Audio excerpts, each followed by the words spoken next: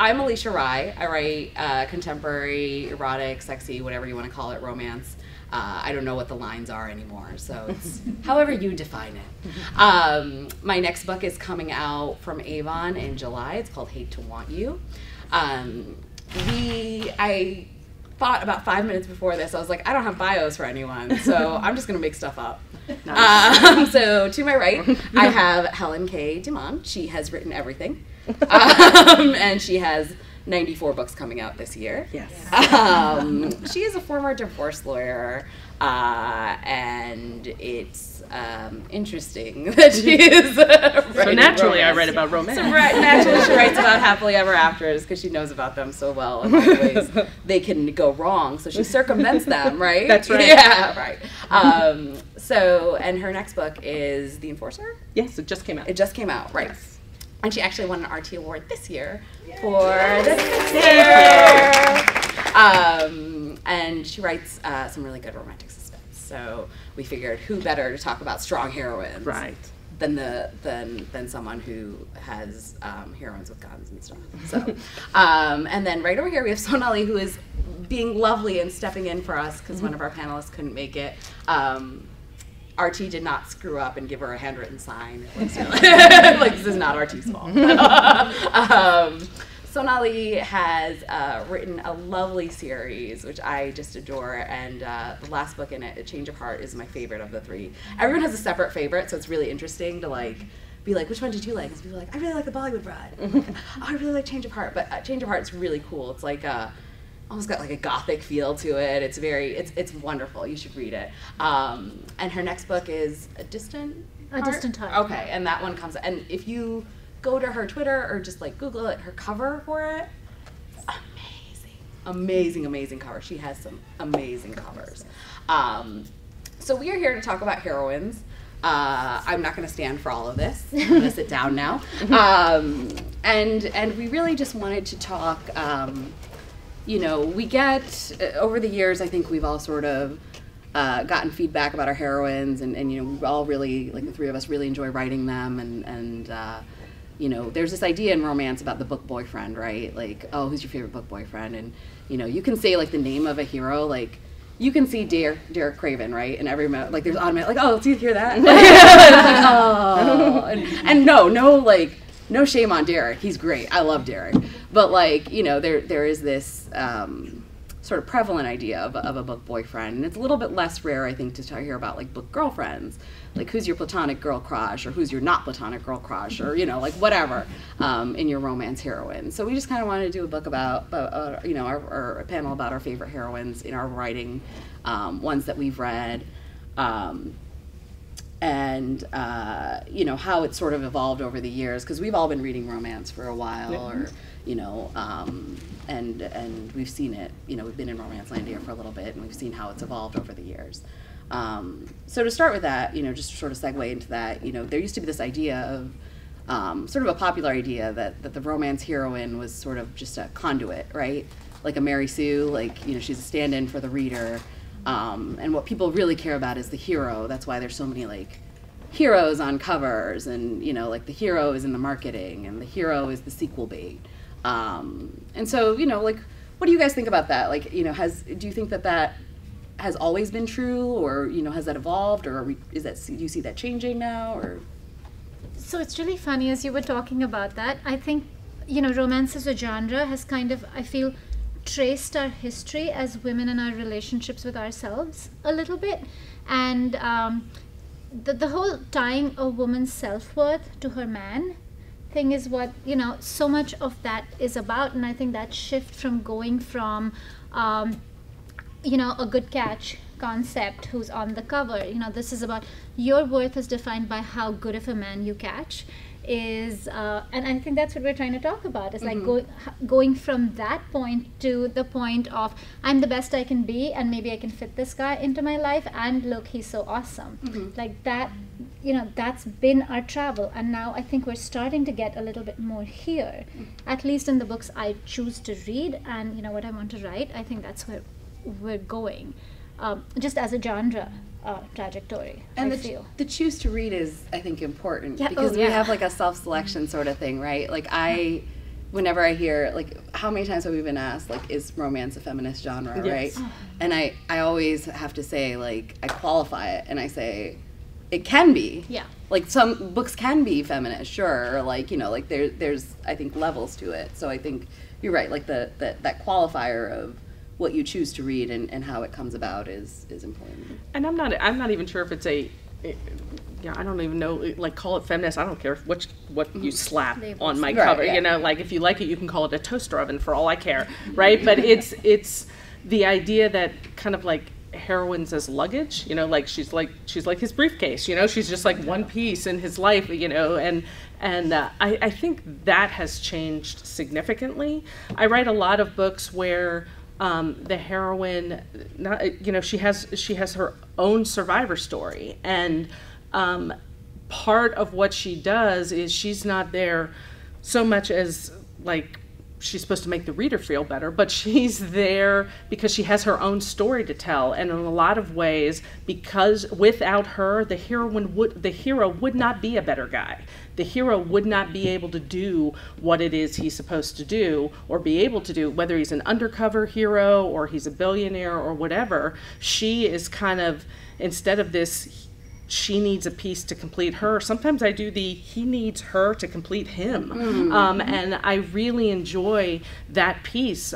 You know, I have a series right now where the guys are really socially awkward. I mean, they're like terrible at social stuff. And the heroines spend a lot of time doing you got to stop that. Like, that's like ludicrous, right? So it's not her being an appendage to him. In some ways, it's without her, nobody would want him type of thing. And it's the appendage and also the stand-in, right? Yeah. Like the reader, like, you know, can stand in for the heroine, but then that means your heroine is not a fully actualized human being. Like, she is, like, you know, one of those paper cutouts with the face cut out, you know, and like, you know, and it is, and maybe I mean, I suppose there's readers out there who maybe do want that dynamic, or did, or whatever, but you're right. I think, like, society is sort of changing, and we're sort of focusing, I think, on different things now.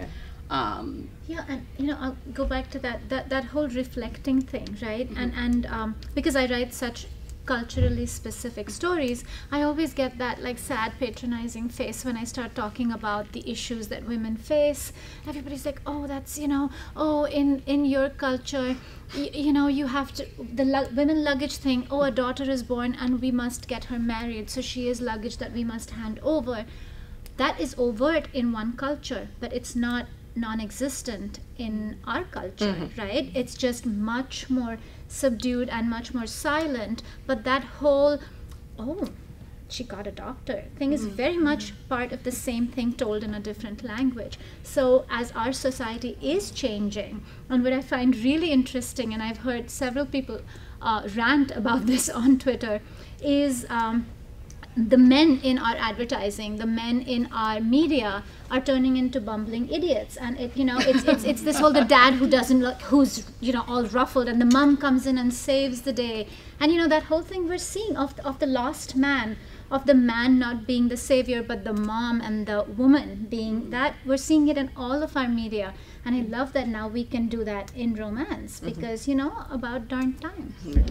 And the cultural thing is, I think, important, because you and I do not have the same culture. We, you know, like, it is, and I don't think people realize that, so I think it's a little bit ridiculous. Like, you know, you laugh because I laugh. Like, it is, we are actually, Sonali and I, you know, we speak the same language, which is, you know, Marathi. Yeah, Marathi, which is not, and we're from, so that means we're from sort of like the same area in India, and so we have a lot of similarities, you know, and in food and in language, and our culture is probably tighter than probably, like, my culture with, you know, Nalini Singh or something like that, or, you know, something like that. But it is still not the same, because I grew up in America and Sonali did not, you know, like, and you know, it is like a different, but it is universal in so many ways. Yeah. That You're we can, my kids. Yeah, I'm your kids, yes, not quite. Please, Sonali. but experience. Bless you, not but yeah, no. But in experience, and not even in experiences, though, because they're a generation behind me. Yes. Yeah, so it is like, you know, it is a different, a different thing, I think, for depending on where your heroine's sort of coming from, and we'll talk about that a little bit. But as you women, know. we're universal. And there's certain universal things that I think are, you know, like you said, it's just a different language. Yes. since we're sort of talking about like, you know, Romancelandia in the past or so, like what do you have like a favorite heroine that you've read from someone else that like, you know, maybe you read when you were young? How like you started reading romance pretty young? Or were you, like, later on? I was already practicing law. I was about 30 when I started reading romance. So I was. You needed a break. I did. I literally, that's what happened. A lawyer in my firm, she was leaving the law. Everybody's always leaving the law. She was leaving the law to go into music, and she handed me 3 romances. Not only was I a divorce lawyer, I was a contested custody specialist. I want you to try to imagine the least romantic. That's it. Yeah, that's the job. And she handed me 3 romances, and she said, "What you need is a happy ending." And she handed me a book by it was a book by Julie Garwood, a book by Jane Ann Krantz, and a book by Linda Lale Miller. And even 15 years ago, those ladies had written approximately 3,000 books. Right? So once you read one, I was able to read forever. And my favorite, I don't even read that much historical, but my all-time favorite heroine, because I think she really stands the test of time, is a heroine. Her name is Harriet Pomeroy, and she is in Amanda Quick's Ravished. And what you may remember from the book is the hero has the nickname of the Beast of Blackthorn Hall. And she is literally a Regency archaeologist, is basically what she does. And she is exactly who she is. And she's a country girl, and she is not trying to be anything else. And she's happiest when she's digging in caves. And here's this guy who's supposed to be so threatening and supposedly killed his first wife, and she's like, I think he's kind of cute, and I like the scar. Like but she's, she just, even like she has in-laws who are like, are you kidding me? This is what you're going to marry next? I don't think so.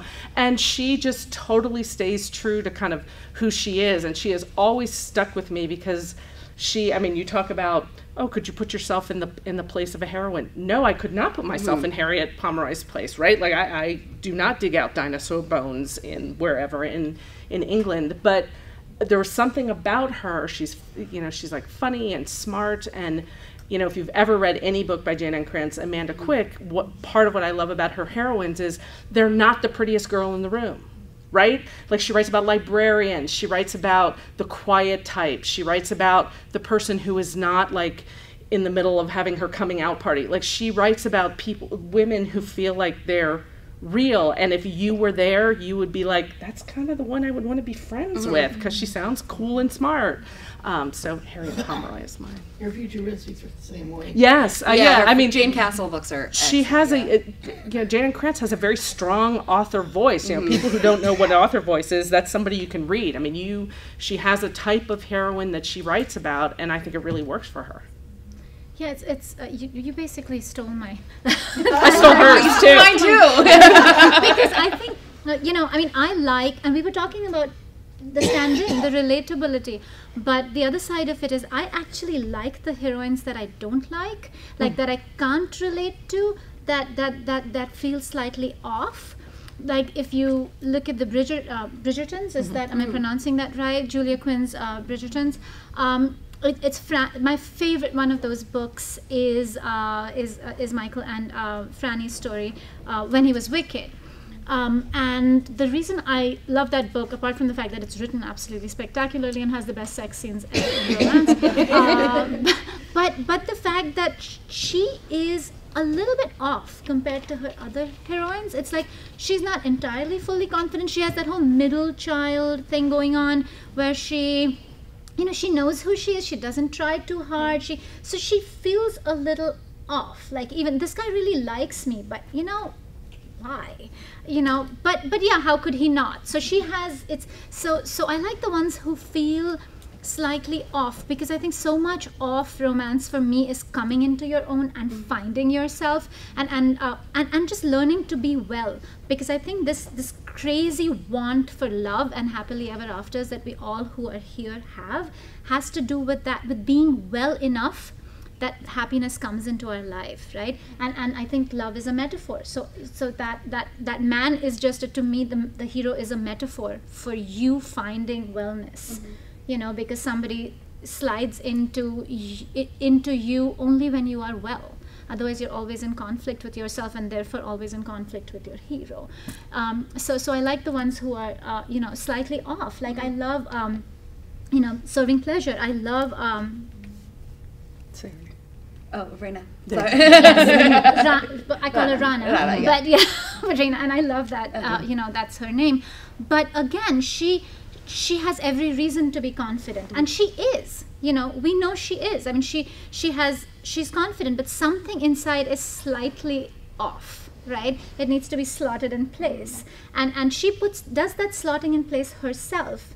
But some of that slotting in place happens because he is so damaged, and because her sisters are this, and so the world around her, and through the arc of that book, we find her kind of, this strong woman fall in place, right? And so those are the ones that I actually love. Where I'm reading it and I know something is off, but it's not even like an obvious off. Dream a Little Dream, Rachel, in Susan Elizabeth Phillips's Dream a Little Dream. Yeah. She's glib, she gives him, as good as she gets, but having been married to an abusive, awful man, being a mom who has nothing, all of that has left her slightly off. And that satisfaction in having that fall in place is, and I think that's strength. And I think the whole, she, and I don't, she totes guns, and therefore she is strong, is not at all. Yeah. And we'll talk about what is strength. What is strength? Hold that. So before this, HelenKay and I were talking, and we were like, our favorite heroines or whatever, just chatting, and she said, I have one. Her name's Harriet, and I was like, "You can't take my Harriet! I love my Harriet." But then go read Ravish if you haven't. Go read Ravish. But then she was like, she talked about like all this great stuff about her, and I was like, well, I just really like that she likes dinosaurs. You can have Harriet, it's fine. I do love Harriet, and I love Gideon, and I always said that like my best hero that I ever write will be named Gideon, because I think that's the best hero name. But so my favorite is actually, I was talking about Derek Craven, but I love Sarah.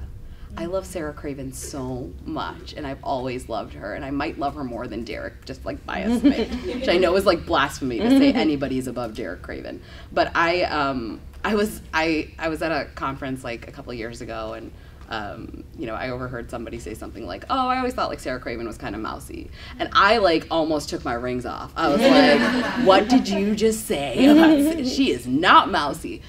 She's got like a really quiet strength, right? Like if you haven't read Dreaming of You by Lisa Kelly Lopez, and you are in Romancelandia, you were missing a giant portion of your romance classic, knowledge. But Sarah is like, she's a writer, and she just sort of, has elderly parents, and has this fiance in like a tiny little village, and she just goes to London to like write and like get it sort of, get polished and all that stuff, and then she runs into this owner of a gaming hell. But like, you're like, okay, well that's not like such a big deal. But if you think about like for the time period, that's a really big deal to just like sort of leave your elderly parents and leave your like kind of irritating fiance and like go off to the big city and have your own career. Like that was a big deal. And so I always just really loved like her like, her guts. Like that took guts. And yeah, like Derek is like sort of larger than life, but there's a reason that she's matched with him, because she does like not fix him, but she kind of like slots him into place, and he slots her into place. Like he gives her the excitement and the danger and the worldliness that she was missing in her little village and that she craved so badly.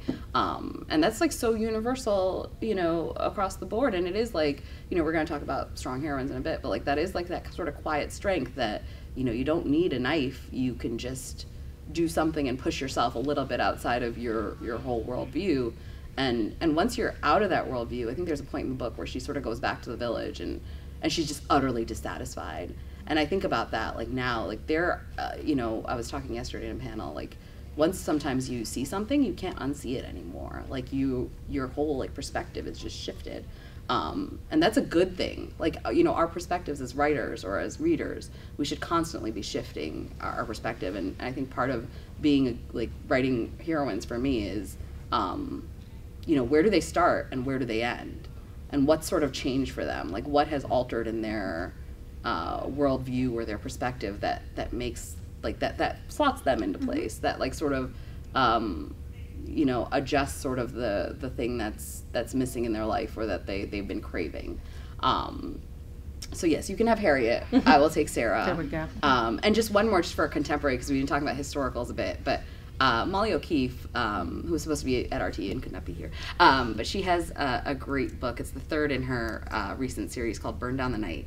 And the first two books are really good too. They're the first one has a cliffhanger, giving you fair warning. The second book is out. Don't get mad. But the third book is a standalone, and it is, the heroine in it is just utterly fantastic. Like, she is feral.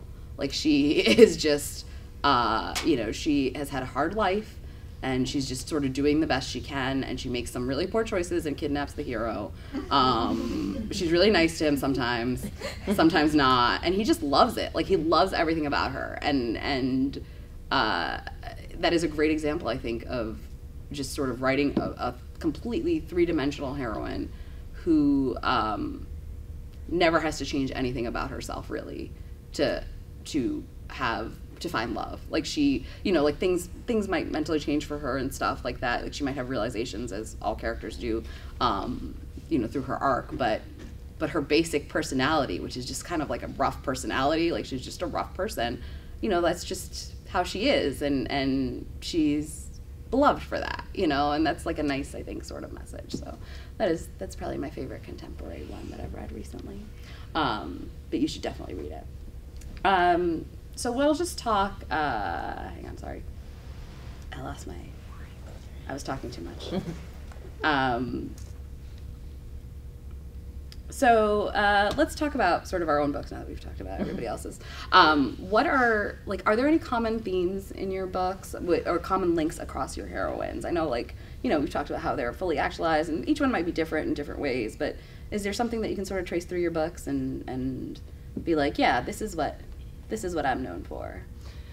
Yeah, I think for me there are a couple things. First, I tend to write about survivors, and I want to be really careful. I write romantic suspense. I never write about sexual assault in romantic suspense, because I think it's used as a plot device far too often in romantic suspense. I'm talking about surviving, whatever their bad upbringing is, whatever has happened to them, those kind of things. But they have that survivor mentality, I am going to push through this, no matter what this is. I write heroines who always own their sexuality. They would never tolerate a hero slut-shaming them.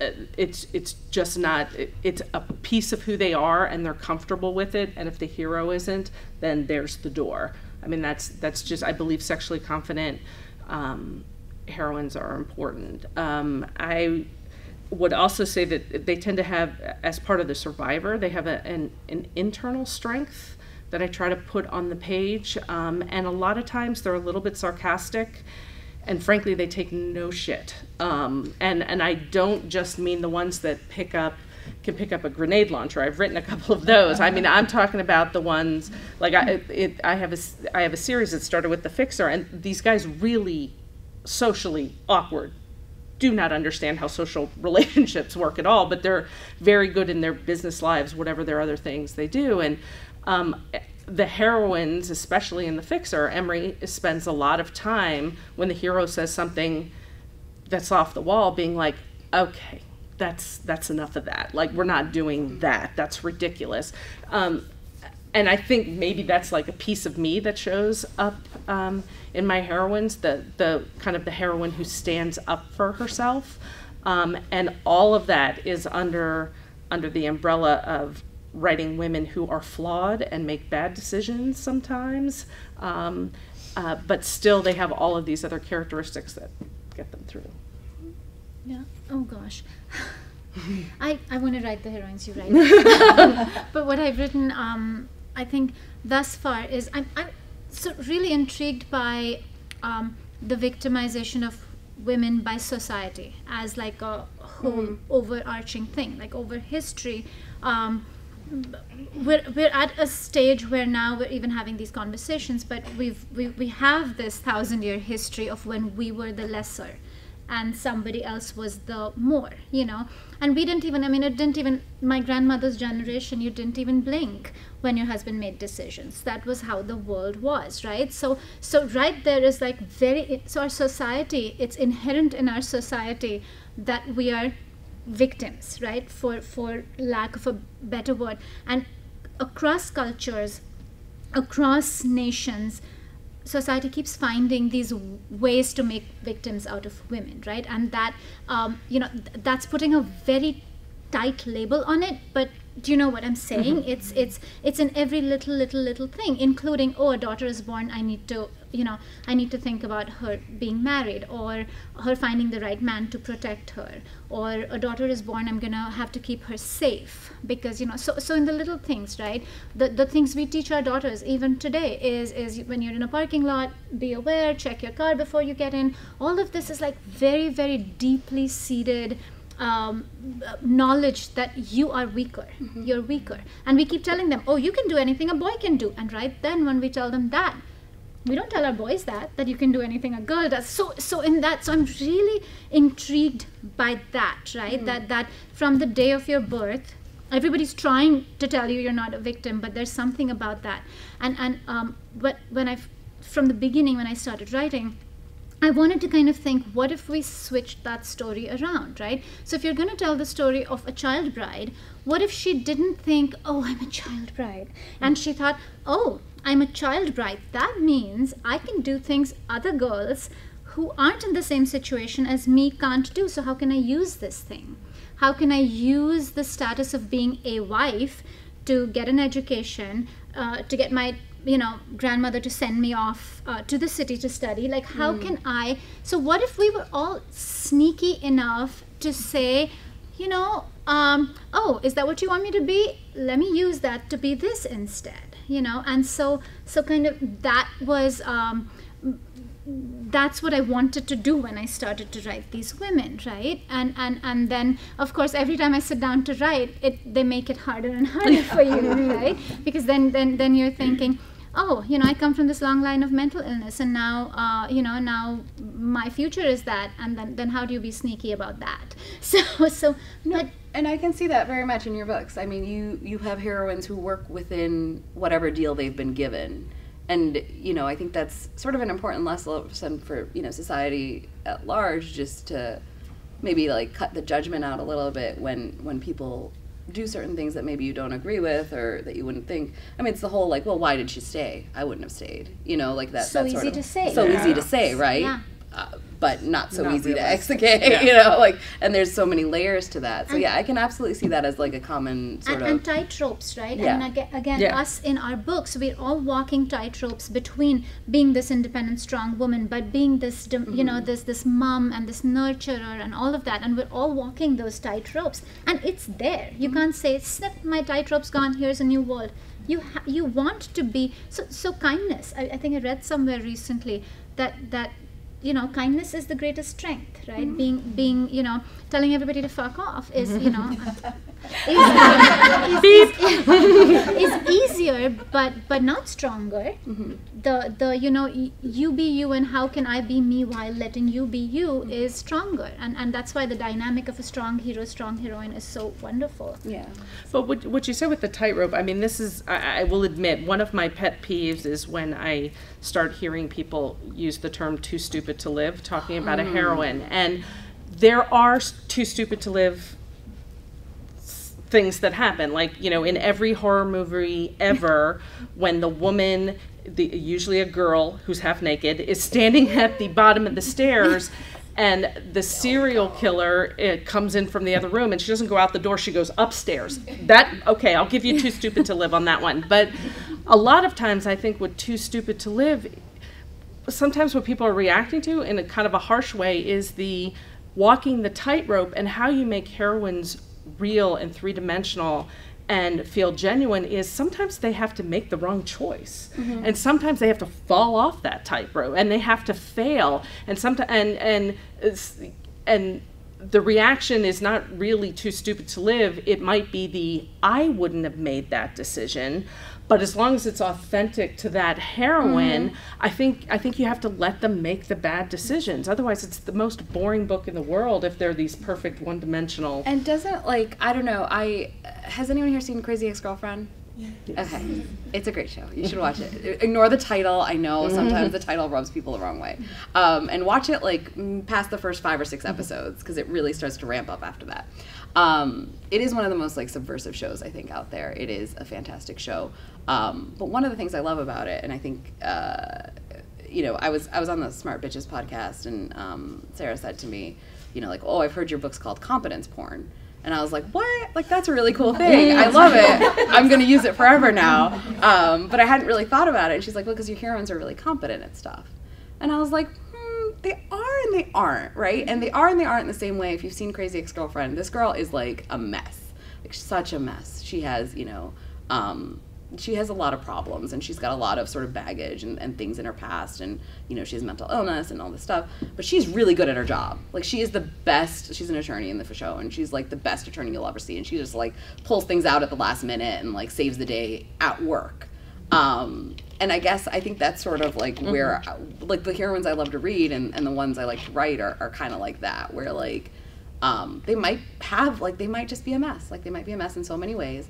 They may not have their stuff together, but somehow, in some way, they've got, like, something that they can be proud of. And I think we're all like that. Like, we all, you know, even if it's the tiniest thing, you can be like, well, I'm really good at this one tiny thing. And I think that's important, because sometimes it's hard to get out of bed in the morning, but you can be like, well, I'm really good at showering. I'm gonna shower. I'm really good at this, you know, like this one thing. Like, you know, you own that thing. Like, that is your thing. You shower so well.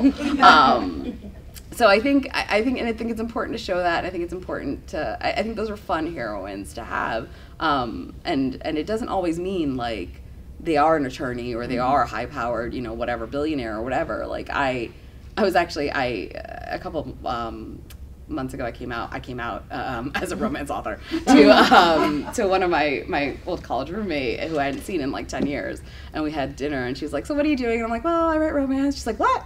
And so I had just come from a signing, so I had like copies of my books just randomly. She's like, you just carry copies of your books? I was like, no. I was from a signing, so I gave her my book Serving Pleasure, and then the heroine's a waitress. And I love my roommate so much, but she's like, you know, staunch feminist, but feminist in a way where she's like an attorney, and she, you know, she wants women to like lean in and you know, be like corporate raiders and all this stuff, which is great, you know, for the women who want that. And I said, she's like, well, tell me about like the heroine. And I was like, well, she's, you know, a waitress. And she's like, but she's developing an app, right? Or something. And I was like, no, she's just a waitress. She's not even just a waitress. She's a waitress. And she's like, but like, what else? Like, is she rich? Otherwise, I'm like, no, she's a waitress. She's like a waitress in her family's restaurant. It's but like, Alisha, like, she's not. She's the owner of the restaurant. She is. Also. She is the owner, but it's like a middle class. She's running a business. She's running a business, but you know, like, but she's really good. Like she's really good at serving people. Like, she is good at, like, you know, like, but other you call things. it serving people, but it is competence porn. She's right. No. She's a service professional. I'm not. Right. But yeah, no. She's like, but really she doesn't competent. have an app. But she doesn't have an app, and she's not going to be a billionaire. The app is on the inside. Right, and she never went to college. Like, she is just intuitively, like, she is good with people. Like, that is what she's good at. And in the restaurant business, like, one of her sisters, like, you know, manages the money side. One is a chef. She's just good with the people. Like, the people come back for her, and that is what she's good at. And so I was like, no, she's not going to be a millionaire. She's like, it's like a middle class family, and they own a restaurant, and, you know, they're all really good at their jobs in the restaurant. But she was like kind of taken aback, and she's like, well, there's a and I was like, just read the book. I can't. You know, like, you know, it's fine. And she read the book and she liked it, and she was like, I really like it, and whatever. So it was good. But or maybe she just told me that. Yeah, she was good. But it is like that idea of like, you can be good at so many things that do not require you to be like a billionaire, and do not require you to be a professional, and do not require you to be whatever you think, like, you know, a woman should be, or, you know, because we're all good at different things.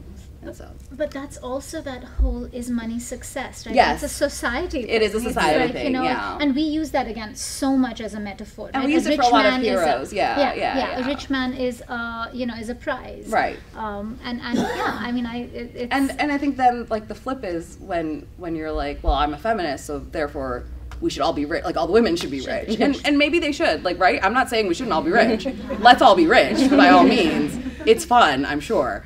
But, you know, it is not sort of, you can be competent at things where you're not being like a billionaire, I think. Right, and one of the things that I really love, and I'm trying to write a female Darcy, like I'm trying to write right now a Pride and Prejudice where she's so it comes with that like that arrogance of privilege, and it comes with that, you know, you're a jerk because you've had everything and you don't even know it, but I'm a nice jerk because I don't know I'm a jerk. And we have heroes like that, but I know a lot of women like that now, right? For sure, and so I think, you know, those kind of heroines is not victims, but the other end. So who's your favorite heroine? I know it's like picking your favorite child. But Of your own? Yeah, your own. Are you kidding me? No, tell me. Next you'll ask me who's my favorite child. Yeah, I know. Yes, that's well, who's your next. favorite child, Sonali? It's on tape. Yeah. I love you both in unique ways. Mommy's lying. Mommy's lying. Mommy's always lying. Favorite heroine? Come on. There's of your just own. no way. Okay, favorite that like most or best reader feedback you've gotten on a heroine, maybe. Like, who do your readers like But comment you know on? my books, right? I have like schizophrenic readers. They're like, "What are you doing?" You know, everybody who thinks, "Oh, we've started to read her," and then, you know, here's completely Well, different that's why I story. say everybody has a different favorite set of Sonali Dev, because I think it depends on you. Like, she is like a mood ring. Like, it depends on what, you know, like. I love you. I'm going to use that. It should be your byline. It really is, because all of your books are so different, and your heroines are also different. So, like, it is hard for you, I think, to get one concentrated. Yeah, I have social issue ADHD, right? Yeah, you do.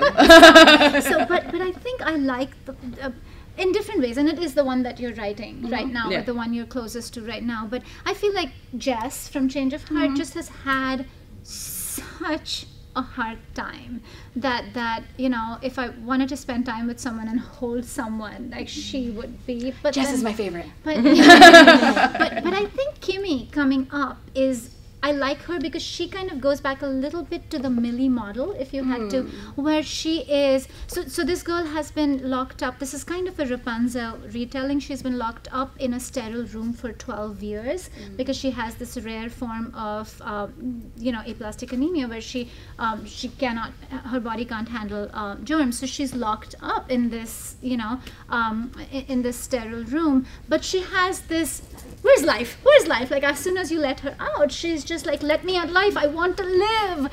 Because she's been living through movies and books in her mind, and she's traveled, and she just wants to get out there and explode onto the world, right? So, and I think that is a metaphor for women and feminism, right? Here you are, you can only do this, you can only be this, and now we are just like, what can I do? Like, let me at this world, right? You know, let me be president.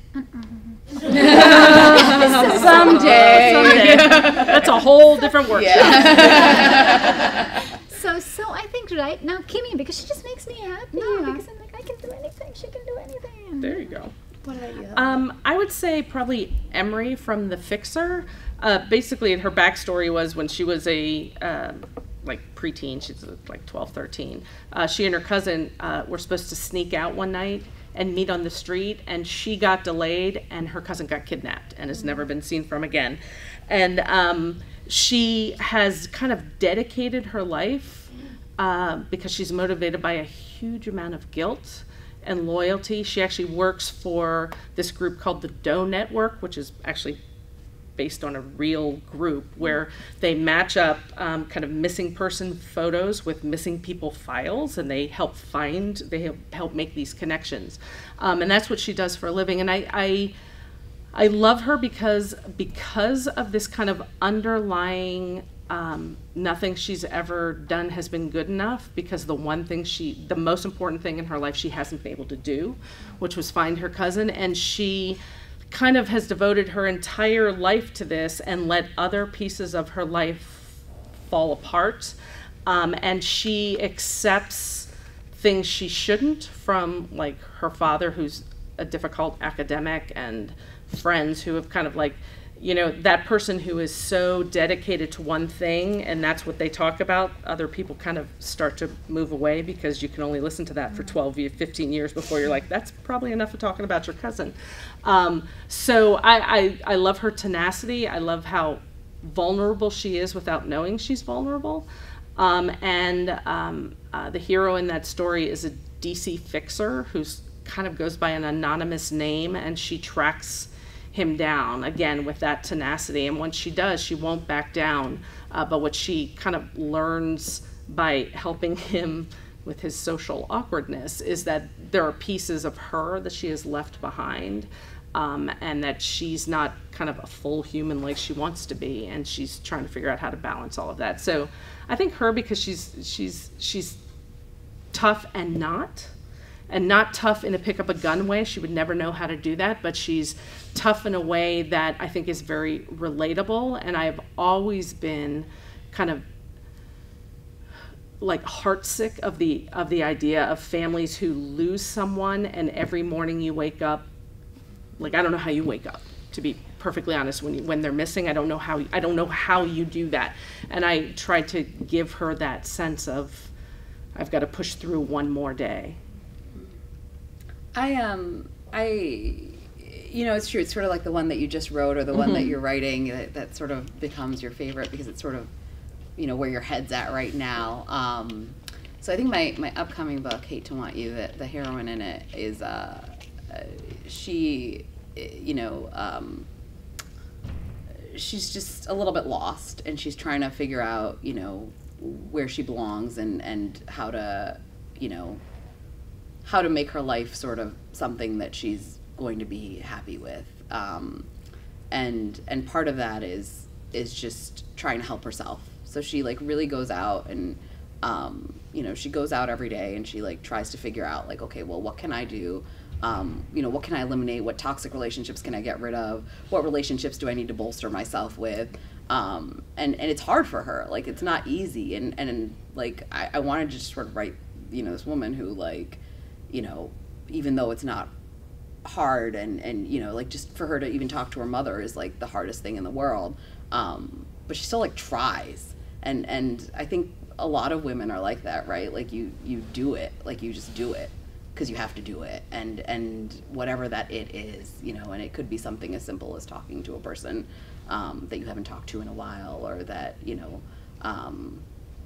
that will somehow benefit your life. And I'm trying to like say all this without giving away spoilers, so it's like, sorry if it sounds a little weird, but like, but so I really like her courage. Like, I like the fact that, you know, she gets up every day, she showers, and she does her best to sort of like make her life a complete life. And it's nothing to do with the hero. It's just sort of, you know, she wants to get her mentally and physically, like she wants to get her brain sort of in a place where she can function and she can get through sort of the problems that she has in her world.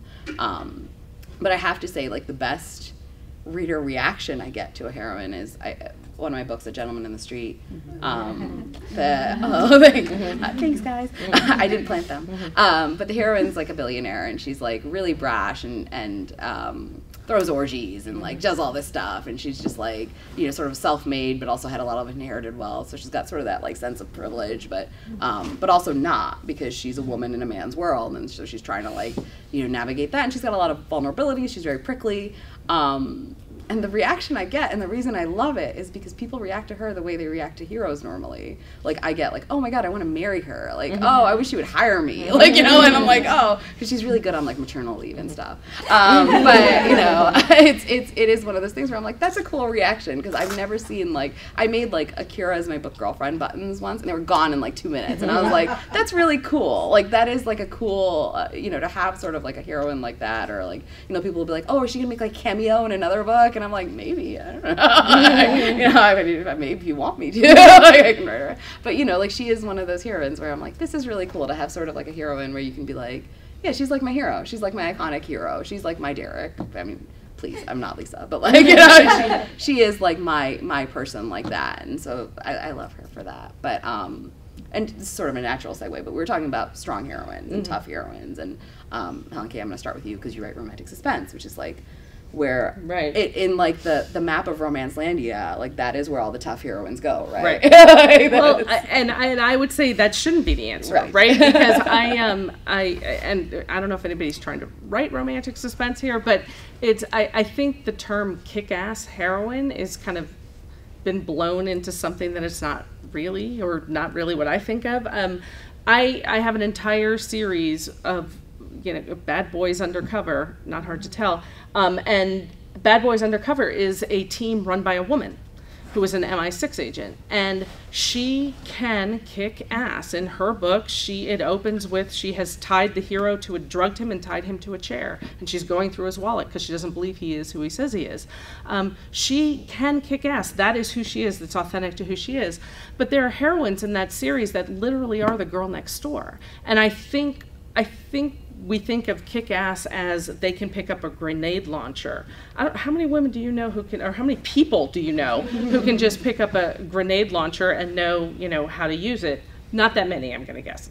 If you don't, talk to me because I may need you. But I mean, I think kick-ass has come to mean they physically can, drive cars through doors and stuff. And yeah, I mean, all of that is important in romantic suspense and outside of romantic suspense, but I really think of kick-ass heroines, what I think is strength, and sometimes that is completely an internal, that kind of take no shit attitude, I know where my place is in this world. I might not be perfect and I might be faltering, but what I'm not going to put up with is garbage from that guy, or I'm not going to have the best friend who slut shames. I don't understand any of those things in a book. A kick-ass heroine is really somebody who I think owns who she is.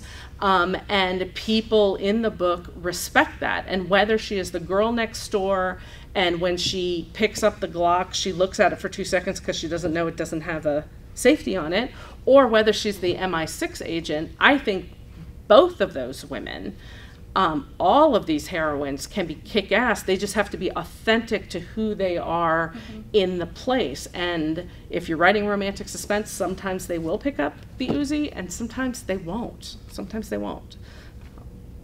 And Sonali, I know, you write contemporary, of course, and you write, your heroines are, is it Distant Heart? Well, I don't want to spoil anything.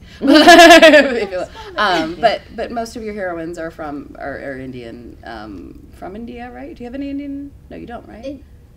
In this series of 4, they're all Indian born, right? Yeah, they're all Indian born, yes. And there is do you think there's a different because I think different cultures not have different ideas of strength, but we talk about subversion and things like that. So do you see a sort of a difference in how it manifests, or people's reactions maybe to it?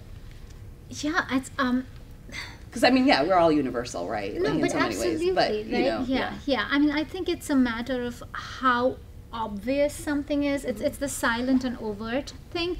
I think a lot of things in Indian culture are almost like overt renderings of things that are more subtle in at least American culture, because these are the 2 cultures I've lived in, right? But I'm what strength means, right? And I think one thing that feels universal to me, and this is also in terms of character layering, I think the word vulnerability, right? And I just and Kristen Higgins, every time I read her, I crave wanting to reach that level of vulnerability with my characters, and especially with my heroines, because so much of strength and how strength is perceived is armor and band-aid, and we keep coming back to that wellness. For me, happily ever after is wellness. I want to be well in my life, and I want my characters to be well, and I want my friends to be well, right? And I sound like a stupid yoga new age person, but you know what I mean. Yeah. We want people to be well, and so much of these strong heroines start out with a really solid armor, right, with really good band-aids that have covered everything up. But I think as an author and as a reader and as somebody who's exploring, that act of ripping that out slowly or fast, getting inside that pain, you know, and then the true healing can only happen if you're actually getting inside the real wound, right? And I think that's where the real strength is, and that's cross-cultural, that's cross everything, but that is seemingly weak women, right? I mean, if you wanted to put it a certain way, a woman who's been sexually assaulted really, you know, badly and at a very vulnerable time in her life, and but she puts it away and she leaves it there, right? That's a story that we all see in our own lives. Something that's too painful, you put it away, you cover it up, and you don't want to go there. And there's strength in that, but there's another level of strength because that continues to bleed into your life. But the real strength is in cracking that egg open, right, and getting inside that decay, and then kind of trying to clean it out. And I think that's in the characters I read and the characters I write, like that feels strong, and that can wear the garb of weakness, staying with a man who's cheating on you, you know, those things, and to understand why that is not strong, and then be well and strong. I think, you know, and that's I think a really good point is sort of the idea of because our cultural conceptions of what is strong and what is weak is you know, part of it is reactionary, right? Because whatever sort of like, yeah, you should need a man to complete you. So the reaction to that is you should need a man. You know, like like it's sort of like that. Like I was overblown. It's overblown. Like we flip, I think, to the other side, and like what our idea of what strong and weak is.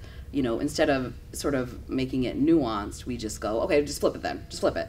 And that's a problem, I think, in a lot of ways. Because I was on I was talking on a podcast like a while ago, and I was talking about dating or something like that, and you know, I said something like, you know, if you don't want to date anyone, that's cool, but if you do want to date someone, that's cool too. I am a woman in my 30s who is dating. It's very hard. I do not recommend it, but there you go. Maybe you want to do it. I recommend you follow her Twitter feed so you can read about the dating. And then you will never, ever talk to a man again. So you're actually dating without dating if you follow. Yes, yeah, you are. You're living vicariously. And if you're married, it will save your marriage, right? Yes. Yes. My husband comes home and I'm like, yes. You can never leave me. Don't leave me. So I you know, I was talking about dating and like my experiences with online dating or apps or whatever, and I said, you know, like it's cool if you want to date, and that's fine. Like if you want to find someone, if you want to find love, that's okay. And I got this email from someone, and she was like, you know, I hadn't you know, nobody's really told me recently that it's okay for me to crave a relationship. Because the idea is it's okay. It is absolutely okay. We are social human creatures, and she's like, you know, because the minute I say like, oh God, I want a boyfriend or like whatever, somebody says, but you're great the way you are, and you don't need to get a boyfriend, like, you know. But sometimes you just want to hug someone, and it's okay. Like, you know, sometimes you just want companionship, and sometimes you just want romantic love, and that's okay too. Like it is okay to want these things. But I think we have this idea that, you know, it is better to be strong and on your own and whatever. But that's not what strength means. But that's not what strength means. And so I think we have to, like, whenever we say, like, oh, kick-ass or badass or whatever, like, that can mean showering. That can mean wanting a boyfriend. That can mean, you know, women come in multitudes. And so I think when we write them and when we are them, we are not all the same. We don't all have the same experiences. What's subversive for me is not subversive for another woman, you know. No, I was going to add to the personal thing. Like so at 23, I met and married my husband in 7 days. And I remember like all of my friend group at that time, because we were, you know, the young feminists of India kind of thing, and everybody's first, oh, you want to get married itself was somehow you're failing at this feminism thing, right? But at 23, knowing this is what I want in my life, like I want this life, but I want all of this to build on it, but this is the basis of what I want in my life, was, you know, now in retrospect, that wasn't, and I knew even then that I'm not doing this because it's expected of me. I'm doing this because I know this is because you want it. There's so much in my life I don't know that I want or not. But this, you know, this 2.5 kids, and I don't have half a kid yet. My puppy might qualify. It's gonna happen. But this man and, you know, my 2.5 kids. This much I know. So let's, you know, so and I have a mechanism in my culture that helps. And, you know, there's, as long as there's choice. So knowing that, but I remember a friend saying to me, oh my gosh, like I don't know anybody else who would do this arranged marriage thing. You're so strong. Like I remember her saying that to me, and I'm like, what does it take? Just say yes and go. So easy, yeah. I wish I'd gone that route at 23. And you're not I alone. did not. I hear this. No, but here's the thing, and I actually I don't.